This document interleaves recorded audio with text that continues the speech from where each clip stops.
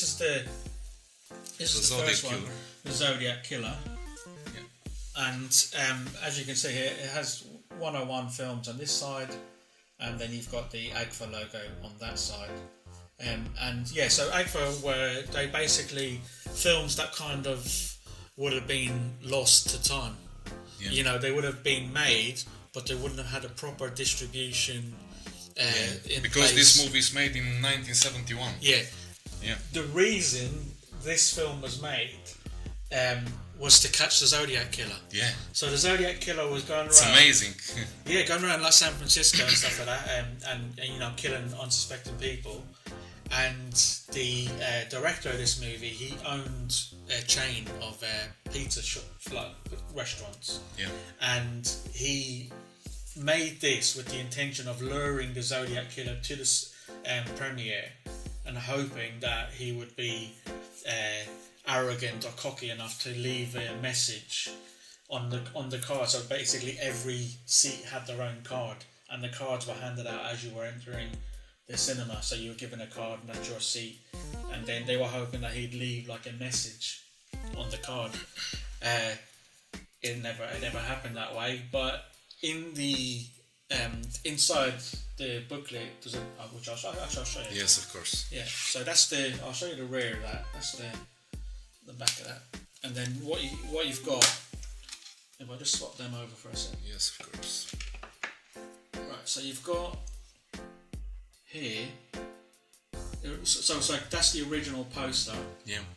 And it's got the same pictures on the back. Yeah. But the reason you've got that, but you've also got the same artwork. Sorry, I'll just take the booklet out of the way for a moment. So you've got the same reversible artwork. So if you wanted to have the artwork that's on the cardboard sleeve, you can swap it round to that. You don't have to have this artwork. Yeah. And so inside, I'll just move that for a second. Sorry. So inside you have this booklet, and it's got the title there of the movie, and the gentleman that interviews the director, I'm trying to, Chris Poggiali, I hope I'm saying that right, of Temple of Schlock. Yeah. He's conducting the interview with the director, Tom Hanson, and the director's telling them about when they were hosting the screening. Yeah. And he said, you know, he said, I'm just going to have like a toilet break. So he went to the gentleman's toilets and was standing at the urinal, and he heard the door go, but he didn't hear anyone come in. And when he turned around from the urinal, he said he made this strange sound. He said because he got such a fright. He said he's been held up at gunpoint loads of times, and he said, he's learned to kind of, you get like nerves of steel sort of thing. But yeah, he made a strange sound, and the reason he said he made that sound was because when they were looking for the Zodiac Killer, they had a sketch of what they think he looked like, and the director said when he turned around, he said if this wasn't the wanted poster, this dude that he saw, he says, I don't know what to tell you. He goes, that's why I met you. He said the guy was calm, but remarked something about that's not how you get blood out of clothing. So the guy thought, okay, fair enough. So the director's left the toilet. As he's left the toilet, he's spoken to a couple of his other co-workers, other producer, I think it was, and said, there's this strange dude in the gentleman's toilet. Yeah. He says he said something really off, and I'm just getting a weird vibe. I don't think he'd be with a woman. I think he'd be sitting on his own. Mm. And there was another gentleman that said, I know exactly who you're talking about, and I know exactly where he's sitting. So they waited for him to come out of the toilet, and they've stood either side of the door. They've grabbed him as he's come out of the toilet and dragged him into the office and thrown the guy onto a chair. Now, a normal person would be like, what the hell are you doing? Why are you grabbing me up? Why are you doing this? The director said that this guy didn't make a sound. He didn't ask why they were throwing him about, why they were grabbing him. They said he was very calm, and he started to get on side of the other people that were in the room by talking about Vietnam and its experiences in the Vietnam War. Yeah. And he said the director said the whole thing was very, very odd because the guy didn't react how you would have thought someone would react in that situation, and he was very calm. So he said the next day he was at his desk. I think he was still in the cinema where they were showing screenings, and he said all of a sudden he heard a voice, and he looked up and it was this guy again. He said, I hadn't heard him come in. He said he moved. He's like a ghost. He just moved so quietly. And he was just asking me how I am. I said, yeah, I'm fine. And he said, oh, he's applying for a job somewhere out of state. He said, but the director said he thinks that the guy was coming to see if they maybe thought they were onto him.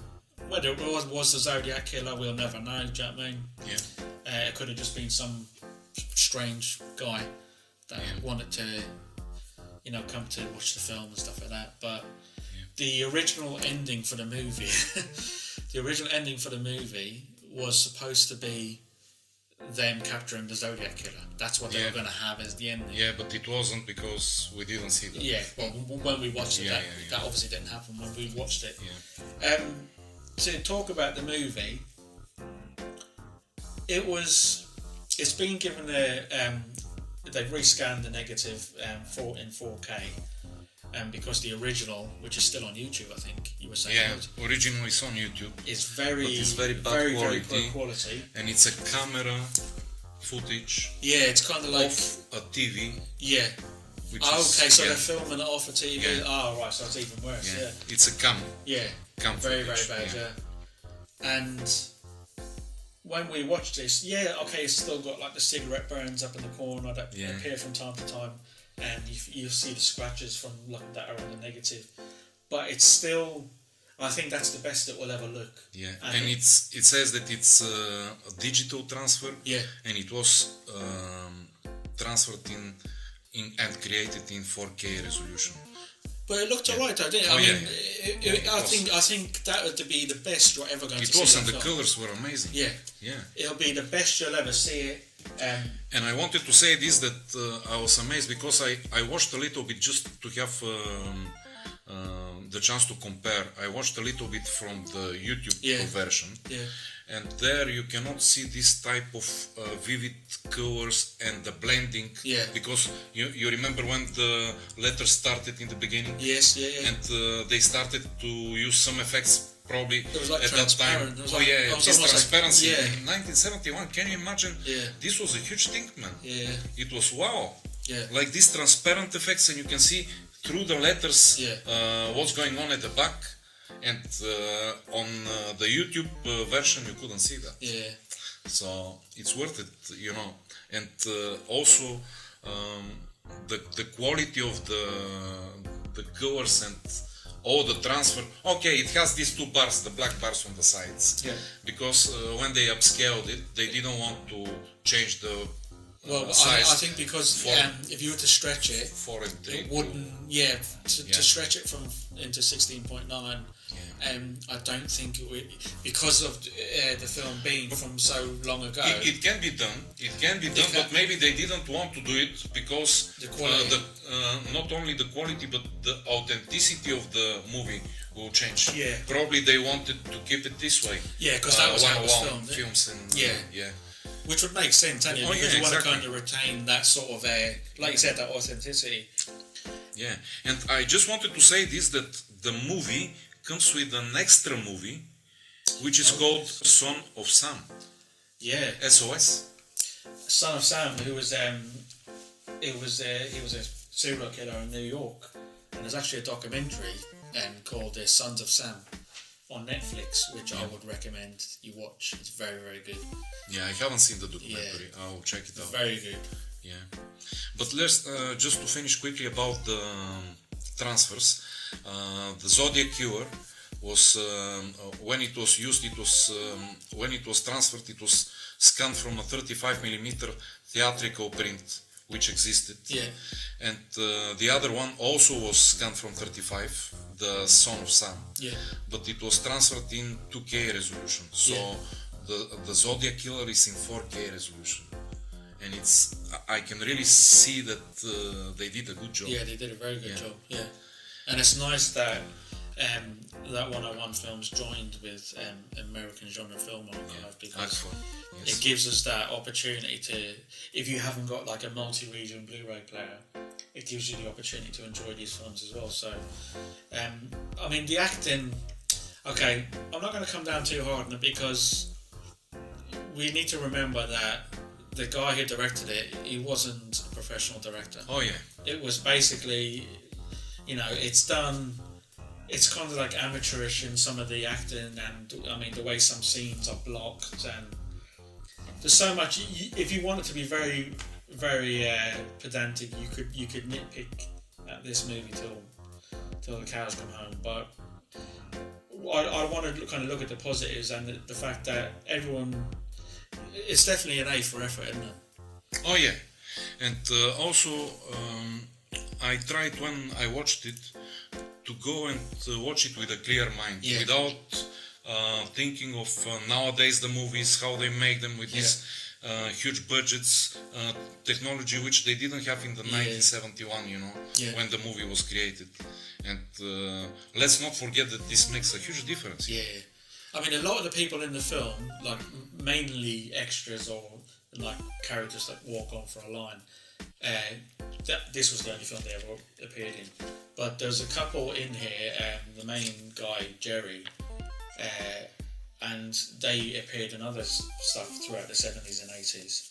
So, I mean, the guy who plays Jerry, the main character, he's almost like he's in a different movie because he's trying very, very hard, and he's giving it 110%. But it's kind of like the quality of his acting is way above everyone else's, except for the guy Grover with the toupee. Oh yeah, he was quite funny, wasn't he? Yeah, and it was very interesting how they presented this kind of conversation in the hotel. You remember? And we clicked and we said, "Oh, that looks like Pulp Fiction." Yeah, when the cops there's a scene in the movie where the policemen are walking through the hotel to go and speak to one of the suspects, and it looked.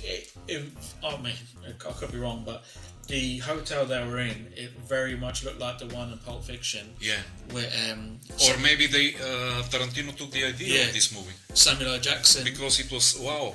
We were watching with John and we said, wow, how is it possible? Such a huge resemblance. Yeah. Even like with the carpet and everything, just it looked like. And even the way they were moving and they were sitting and the camera angles also. And the way he stopped to check his watch. And that's why John suggested to wear this t-shirt which he gave me, and it was also a good reference to this scene, kind of. Because one of the policemen stops to check his watch, and he says, I'd like to see if they're on time to speak to this guy. And in Pulp Fiction, Samuel L. Jackson stops to check his watch, and he says, we're a bit early, let's hang back for a bit. Yes, and they go to the end of the corridor. Exactly. So, and I mean, it wouldn't be far off to think maybe Quentin Tarantino has seen this, because he's a massive movie buff. He worked in a video store before he made Reservoir Dogs. Yeah. So, and he would know about stuff like this, like for sure. Grindhouse, low budget. I reckon he'd be kind of moved in circles where he'd hear about this. We kind of thought that, let's say 90%. Yeah. We kind of thought that he just took the idea from there. It's not exactly like you're ripping off. It's like literally like it's a scene of two people. But let's say that he was well influenced from this movie. Yeah. That's what came to our mind at the because moment. at the time when Pulp Fiction came out, I don't think AGFA were going, so I don't think a lot of people would have heard about this. Oh yeah, of course. Do you know what I mean? So it probably But nowadays with these technologies and internet, everything is you see. And how many times have we seen Pulp Fiction? And it just, when I said it to you, you said you agreed with me. It's one of my favorite. And I saw that bit when they were walking, and I was like, it straight away it popped into my head. It wasn't even like, it just popped straight into my head. First of all, I was like, Pulp Fiction. Yeah. Just like that bit. That was it. Yeah. But it's you know, it's a lot of effort's gone into making it. You can see them that, you know, they're passionate about it. If you wanted to kind of, you know, start poking negatives, it would be, you know, the delivery of some of the dialogue, and the dialogue itself is very wooden. The opening scene is a bit weird. Yeah, some of Like- with the guy with the mask and Like kind of to capture your attention. yeah, like it's like when he has the fake nose on, and Yeah. I think they just put some stuff in there, and the director even says that they put certain scenes in there, like with the Zodiac Killer having the, So as to lure him, you know. but having like the you know, the basement where it was like satanic like altar or something like Yeah. that. He said that was all made up. He said we just made that shit up for the film. He said it wasn't kind of something that. But was based on generally, fact. I like the movie, John. To tell you the truth. It was memorable Because I especially there is one scene when the Zodiac Killer, I'm not gonna say who is the Zodiac Killer, but the Zodiac Killer, I will call him, he's killing the victim, like locking her in the back of the car and jumping on top of the boot, and jumping until it was so she's random. completely dead. You know? Because he says, "Oh, can you just put your hand on that bit of the engine?" So the old woman leans into the bonnet, and then he slams the bonnet on her head, and then he starts jumping. Yeah, he climbs on top of the bonnet. He starts fucking jumping on the bonnet. I haven't seen such a violent type of killing. You know? It was so. I have seen people smashing their heads in the door, the side door, you know. But it kind of bordered on the ridiculous a little bit, don't they? Like, But it's from another point of view, it's kind of unique because I haven't seen it in so many movies. Yeah, that was the first time I've seen anything like exactly. that. It's original in a way, you know. And then, I don't know how they didn't repeat it, you know, from the 1971 till now. like someone else would have. At least in one movie. Yeah. To see this and to say, okay, that was from the Zodiac Killer. Yeah. But they didn't do it, you know, because not many people saw the movie, you know. And I It's think worth it watching, by the way. 100%. 100%. I liked it. I would definitely say watch it. It's not a bad film. It's if you look at it like you were saying with the clear mind, and you just go in there and you just watch it, you'll find a lot to enjoy. Because we did find a lot. Yeah, we enjoyed. We laughed. Yeah. Because there were some comic moments. Well, with the mailman, and she's pulling the stuff out. And she throws it on the floor and she says, "I'll phone up the post office and I'll tell them that you done it." You know? So it all blows all over. Yeah. And I was just thinking, it was kind of childish. Yeah. But it was nice. Yeah. Yeah, it was alright. I would definitely recommend giving it a watch. And the transfer, like we were saying, from the guys at 101 and their acting. Well done, guys. And thank you for giving us the opportunity to see this movie and sending us those two movies. We have another movie, but just to finish with the Zodiac Killer, thank you a lot for supporting us and giving us a chance to review those two movies. Yeah. And we hope you like our review. We also checked the website. The website is very nice. The website of 101 Films. Yeah. And it's easy to navigate. And the films are not expensive. I don't want to talk about prices because prices might change. Yeah. And it's not correct. It's not my job to speak about that. We are here to review the movies, which you send us, and we're happy about that. Like the site itself is easy to navigate. You can you can go on there, and from time to time they do a lot of deals on there. Yeah. With they have the red labels and the black labels, and sometimes they'll do a few deals where you can get like, you know, I know they were doing FX1 and 2 for like $9.99 for both movies in one case. So yeah, I would say stop by their website, have a look, have a little browse around. You might find something else you like when you're popping this in the basket. And yeah, I think you'll like it. A lot of love has gone into the actual release itself. Yeah. Very good quality, like with the sleeve, the outer cardboard sleeve. And yeah, we think you might enjoy it. So I'd say definitely say give it a watch. And thank you guys for sending it to us. Thank you. Yeah. I just wanted to finish to check. Oh, I need to put that back in there. Yeah. To check quickly about the Zodiac Killer. I remember it was because I already checked. I don't want to lose the time and check, but I remember the rating in IMDb was 4.4. Yeah. Yeah. How much you can give? What do you think? If I was to give it, I would say Like 5.5. 5.5. Yeah. Yeah. You know, I Five, think 5.5 yeah. is fair. I think that's fair. Because all the actors, I just want to underline this, worked for free. Yes. So as to get involved in the whole movie and to try to help to catch the. And you can see that they're having a bit of fun making it as well. Oh yeah. Do you know what I mean? They're having a bit of fun. Yeah, exactly. And you know, they're enjoying themselves, and